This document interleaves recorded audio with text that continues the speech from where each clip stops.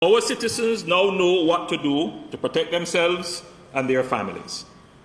Madam Speaker, after 2 years of dexterously balancing lives and livelihood with executive powers under the DRMA, the orders have been gazetted. Effective tomorrow, March 18th, 2022, the order and all the measures therein under the Disaster Risk Management Act will be withdrawn. Some measures will be retained and incorporated into regulations issued under the Public Health Act instead.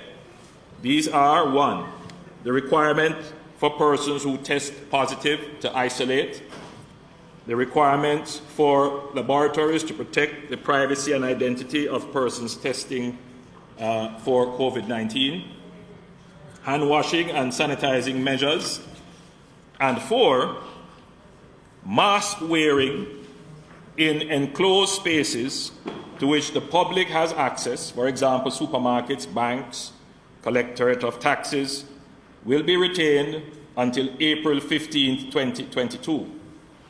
However, mask wearing will not be mandated, but will be recommended in establishments that serve food, liquor, or other drink for consumption within the premises. We have decided to retain the requirement to obtain a pre-test within 3 days prior to travel until April 15, 2022, and then we will assess with a view to its removal. Maintaining physical distance will be highly recommended but no longer mandated. The general infection prevention and control protocols applicable to workplaces will also be highly recommended but not mandated. Curfews will come to an end.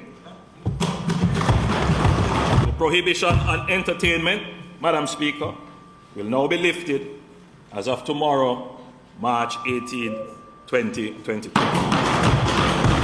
The public is reminded that events are regulated under various laws and administered by various entities such as the municipal corporations and the JCF, from whom permits must be sought and licenses paid.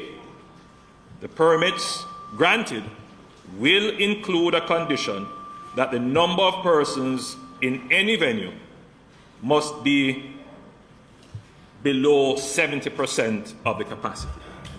Certain restrictions currently applicable to hospitals, nursing homes, infirmaries, and correctional facilities will become matters for policy at the level of the Ministry of Health and Wellness, the Ministry of Local Government and Rural Development, and the Ministry of National Security as applicable.